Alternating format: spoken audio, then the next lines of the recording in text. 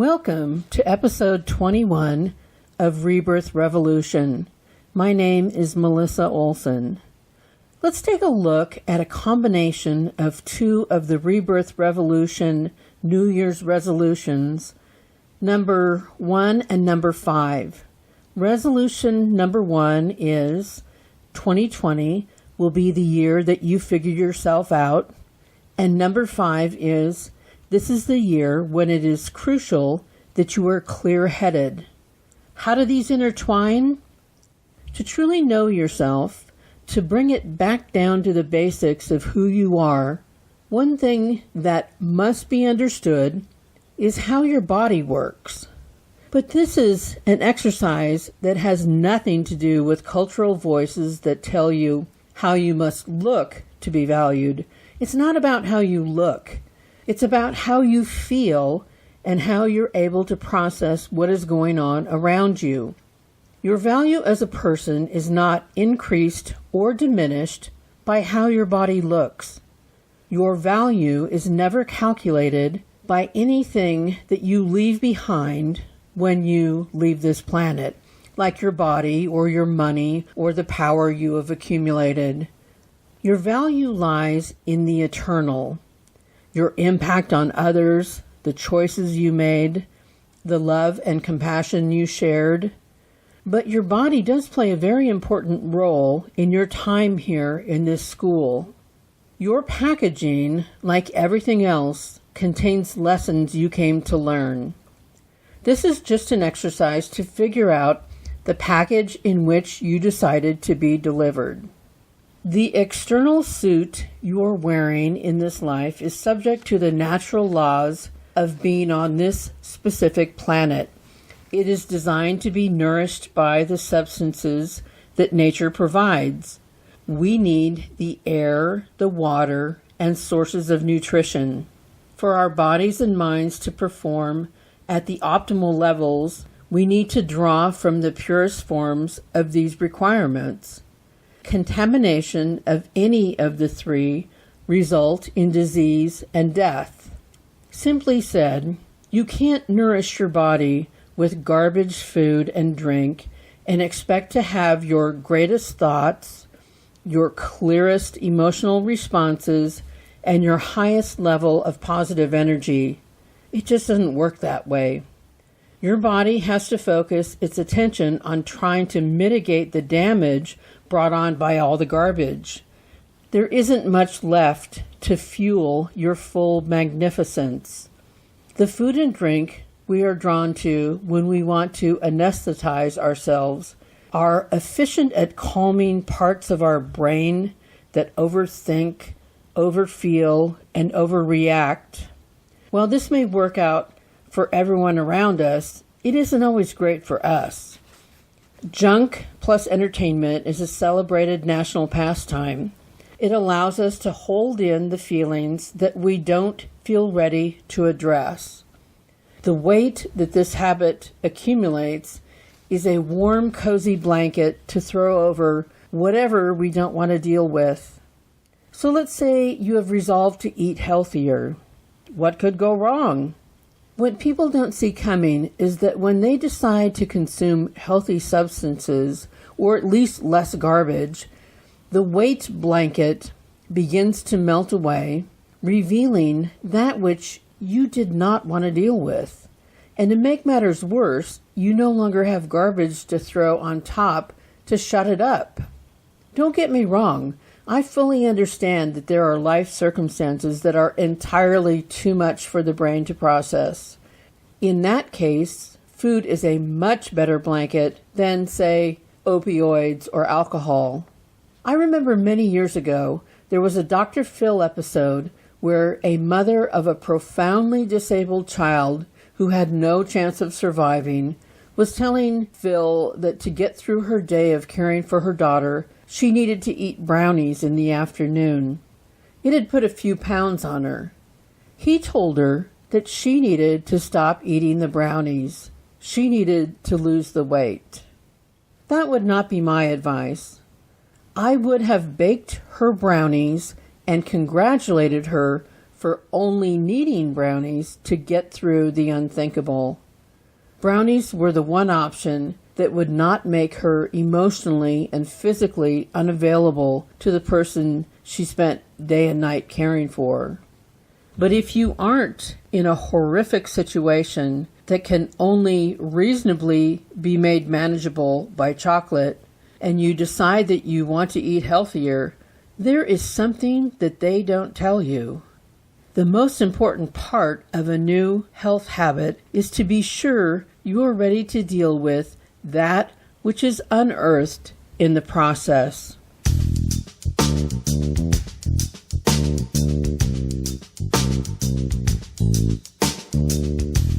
It makes perfect sense to hang on to some hurts, trauma, and misunderstandings at different phases of your life.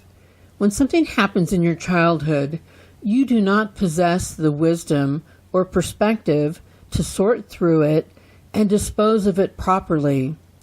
At that point, you decide to put it in the not now pile. You may pull it back out at a later date and do the work, or you may decide that it still belongs in the not now pile. There's a part of your brain that wants to spare you the pain and discomfort, but all things must be dealt with at some point, or they transform into something much darker and more painful. Sadly, many people carry pain around their entire life without subjecting it to the light of day, where, through the use of a critical eye, they would discover that the event in question had nothing to do with them. They are carrying around the pain for someone else. Children, especially, don't know what belongs to them and what belongs to someone else. That is why they internalize pain and shame for things done by the adults in their lives. Some of what we store needs to be re-examined in the light of day and under the microscope of an adult brain. Much of it is the misunderstanding of what power a child could reasonably have. Maybe you are tamping down something that you can pull up and throw out. Maybe, using surgical precision, you can cut out the parts that truly belong to the people who were old enough to know better than you did when you were a child. When you are a child, you are egocentric for survival purposes, but that means you think everything is about you, and everything is your problem to solve, and everything is your fault. As you get older, you need to understand that you didn't understand how life worked when you were little, and that none of that was yours to solve or carry. If you're able to make this move, you have also addressed resolution number 8. This is the year when you will let go of everything and everyone who holds you back and drag you down. It also touches on resolution 11. This is the year we drop the notion that we are supposed to be happy all the time. We will get more comfortable with the feelings of being challenged and growing, as they are the key to moving forward. We may be able to trade momentary discomfort of thinking these old thoughts, or the relief of not carrying them around any longer, and therefore no longer needing to mask them with substances. One of the worst things about anesthetizing yourself is that you're blocking the great feelings with the same intensity that you are blocking the uncomfortable feelings. You are just desperate not to feel. But mixed in with that which you don't want to face are even more feelings of love and gratitude. Those are the feelings that bring peace and harmony into your life. I was made fully aware of how the body carries events and emotions years ago when I bought a Kundalini yoga video. It said on the label that you shouldn't do this without the supervision of someone who knew what was up, but I thought, well, that's ridiculous because I've been doing other forms of yoga for years. So I start this routine, which involves a lot of rocking back and forth on different muscle groups. Suddenly I get the vision of some boy back in 3rd grade who did something mean to me. I saw his face, though I couldn't tell you his name at gunpoint, and I felt the feelings of anger and shame at what he had done. Mind you, this wasn't some terrible event. It was just garden variety meanness that kids do to one another. I could feel the emotions of that event. I had been carrying them around for decades, and the event could not have been more insignificant. Somewhere in my body, locked in by muscle and snacks, there was the energy of this playground interaction, and it felt awful. Imagine what is stored in there from the big events. I would imagine that moving your body may have the benefit of throwing off some of this energy instead of locking it into place to begin with.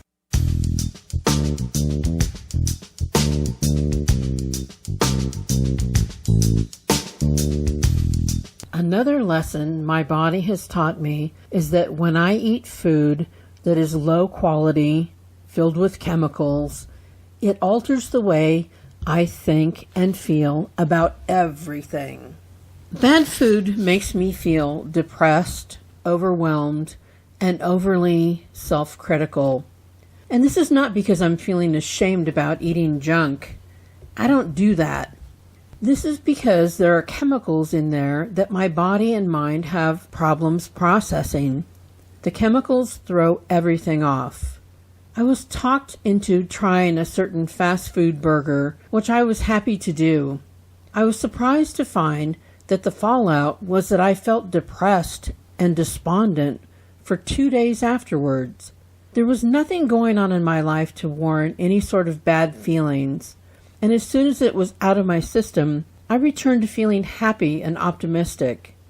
It makes me wonder how many people who eat this way regularly are plagued by dark thoughts that they would not otherwise experience.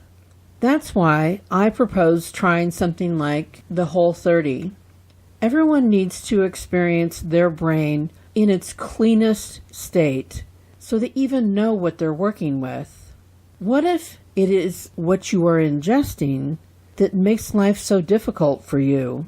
Wouldn't you want to know?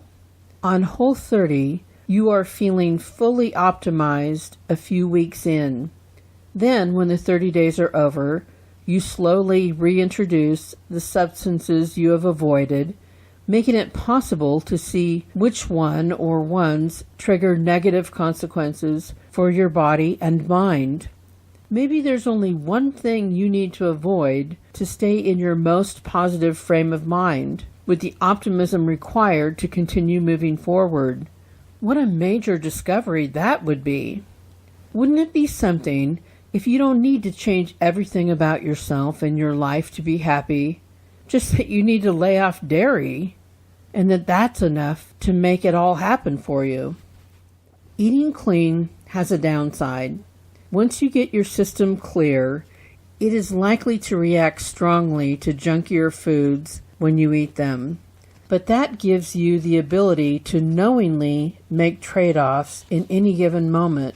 Maybe that piece of chocolate cake is worth a headache. Only you get to decide that.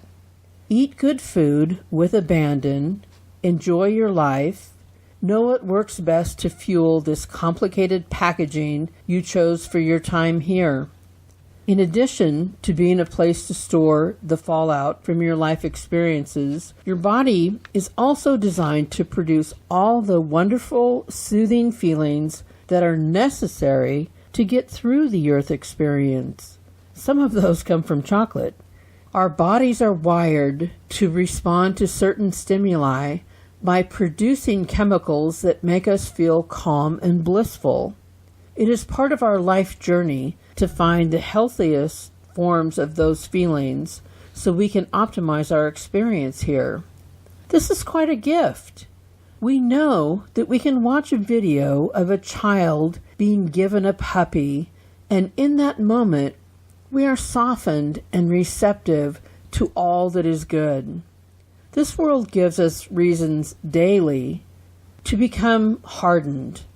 We have the power to stay in the light and in touch with the best the world offers through the same brain that can lead us into the darkness. Knowing that the darkness comes for all of us it is imperative that we each have a list of things that have demonstrated the ability to pull us back into the light. What's wild is that our wiring is such that it works from multiple directions.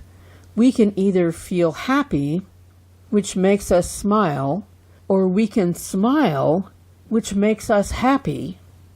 That concept reminds me of an episode of The Dog Whisperer where he was working with a dog that was crippled by a lack of confidence. So he took him for a walk, looping the leash to hold his tail in the position that a confident dog naturally exhibits, and magically the dog, feeling that his tail was in the position of confidence, changed his entire demeanor.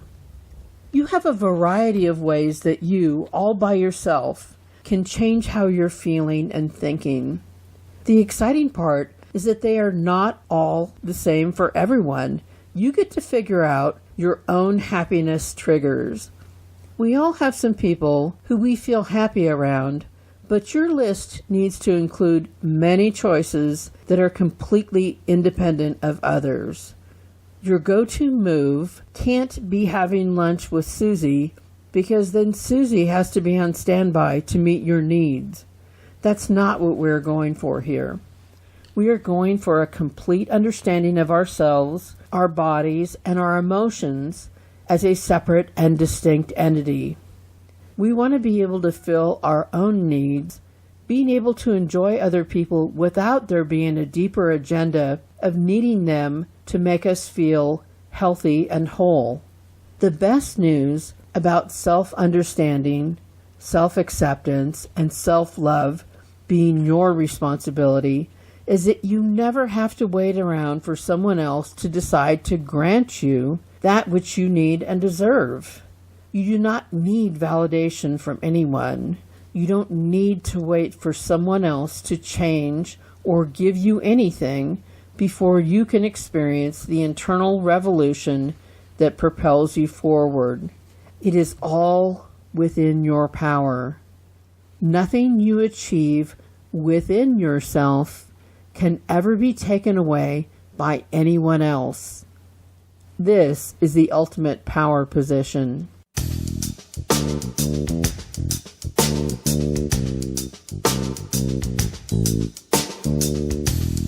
Thank you to those of you who are giving this podcast a shot. Thank you for your time and attention. I really appreciate it. We have new listeners in India and more listeners in California. Welcome to everybody. I really need your help getting the word out about Rebirth Revolution. Please tell anyone who might be interested. We can be found everywhere podcasts exist and on YouTube. Let us know if there are topics that you would like us to cover. Email us at rebirthrev@gmail.com or leave a comment on rebirthrevolution.com.